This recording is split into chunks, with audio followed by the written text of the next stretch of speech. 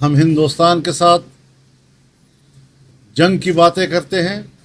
आइए ज़रा देखें तो सही कि आज भारत दुनिया का चौथी मईशत बन चुका है।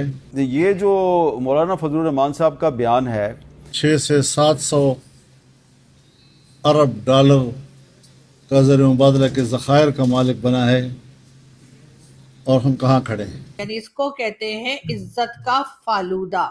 जी हाँ, पाकिस्तान में मौलाना फजलुर रहमान का बड़ा बयान सामने आया है। जी हाँ, भारत की आर्थिक तरक्की को मौलाना ने सराहा है।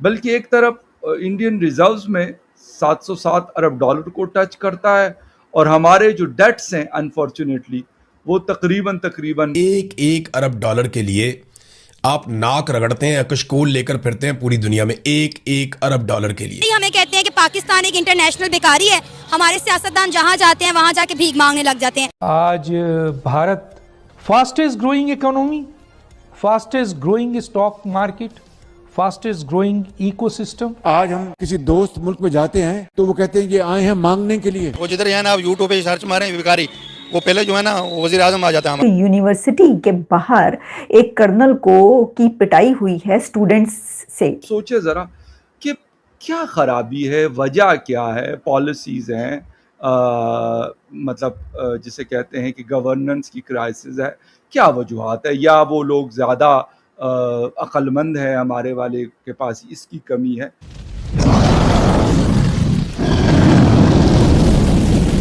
हेलो दोस्तों, जय हिंद। जैसा कि आज की क्लिप में आपने देखा, पाकिस्तान में भारत को लेकर बयानबाजी के बीच अब एक ऐसा बयान सामने आया है जिसने वहां की राजनीति में हलचल बढ़ा दी है। पाकिस्तानी मौलाना फजलुर रहमान ने सीधे तौर पर पाकिस्तान को आईना दिखाते हुए भारत की आर्थिक प्रगति का उदाहरण दिया है। उन्होंने कहा है कि पाकिस्तान को हर वक्त भारत के साथ मुकाबले और टकराव की बातें करने के बजाय पहले यह देखना चाहिए कि खुद देश किस स्थिति में खड़ा है। फजलुर रहमान के मुताबिक भारत लगातार आर्थिक ताकत बढ़ा रहा है, जबकि पाकिस्तान आर्थिक संकट, राजनीतिक अस्थिरता और कानून व्यवस्था जैसी समस्याओं से जूझ रहा है। उन्होंने नेताओं से अपील की कि भारत विरोधी बयान देने के बजाय देश की वास्तविक समस्याओं पर ध्यान दिया जाए। साथ ही प्रांतों के संभावित बंटवारे की चर्चा का भी उन्होंने विरोध किया। फजलुर रहमान ने साफ किया कि जब पाकिस्तान पहले से ही आर्थिक तंगी और सामाजिक तनाव से गुजर रहा है, तब ऐसे संवेदनशील मुद्दों को उठाना सही नहीं है।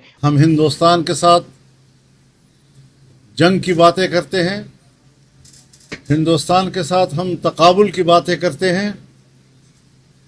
आइए ज़रा देखें तो सही कि आज भारत दुनिया का चौथी मईशत बन चुका है, और 6 से 700 अरब डॉलर का ज़र मुबादला के ज़खायर का मालिक बना है, और हम कहाँ खड़े हैं। अदलिया के हवाले से हम कहाँ खड़े हैं, पूरी दुनिया में हमारी रैंकिंग क्या है। मईशत के हवाले से हम कहाँ खड़े हैं, अमन व अमान के हवाले से हम कहाँ खड़े हैं।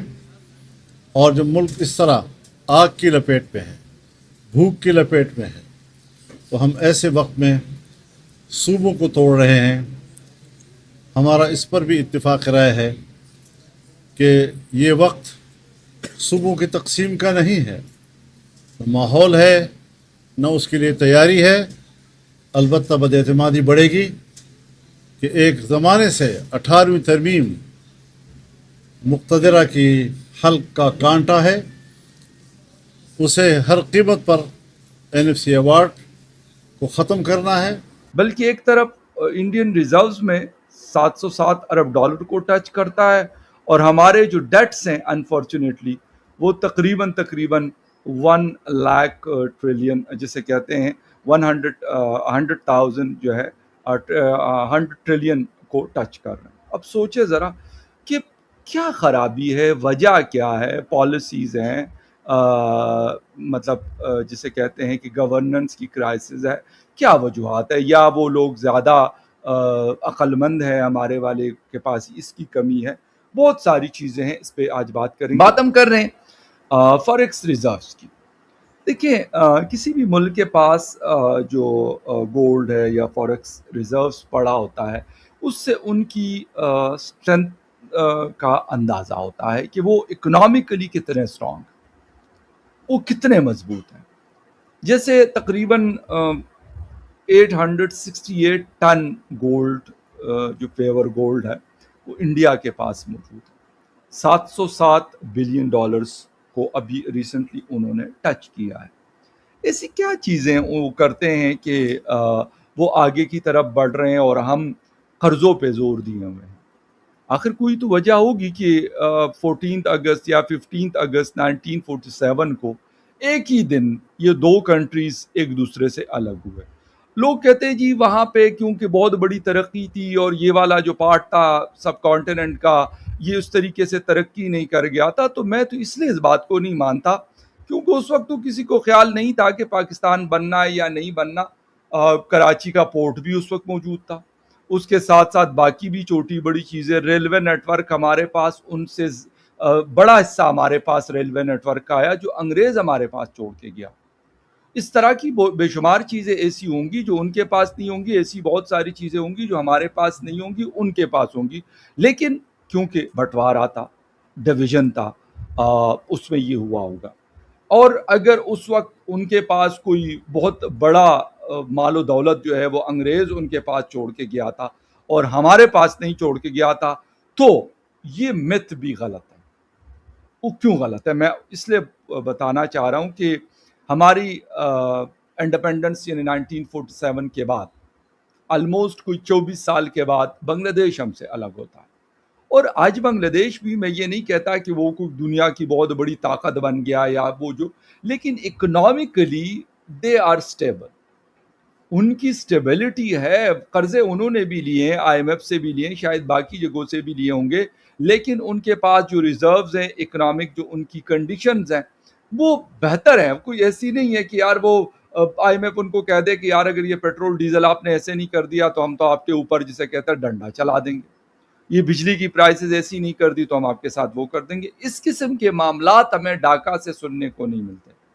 انڈیا سے تو خیر نہیں ملتے کیونکہ جب آپ کے پاس اتنی اماؤنٹ پڑی ہوگی تو پھر آپ کو فکر کرنے کی ضرورت نہیں. کہ یونیورسٹی کے باہر ایک کرنل کی پٹائی ہوئی ہے اسٹوڈنٹس سے، یعنی وہاں کی جو یونیورسٹی کی سرحد یونیورسٹی ہے اسلام آباد میں، اس کے اسٹوڈنٹس نے ایک لیفٹیننٹ کرنل کو خوب پیٹا ہے، مارا ہے، اور جو کرنل ہے اس نے اپنا پستول نکال کر اس سے فائرنگ کی ہے اور لوگوں کو ڈرایا دھمکایا ہے. تو یہ کیا معاملہ ہے؟ جیسے کہ میں نے آپ کو بتایا کہ اچانک سے فوٹیجز چلنا شروع ہوتی ہیں پاکستان کے میڈیا پر، اور اب تو خیر انٹرنیشنل میڈیا پہ چل رہی ہیں، انڈین میڈیا پہ دھڑا دھڑی خبریں چل رہی ہیں کہ جی وہاں پہ ایک کرنل نے بھرے مجمع میں پہلے جو اسٹوڈنٹس تھے، لڑکے تھے، ان کو دھمکیاں دیں اور اس کے بعد اپنا پستول نکال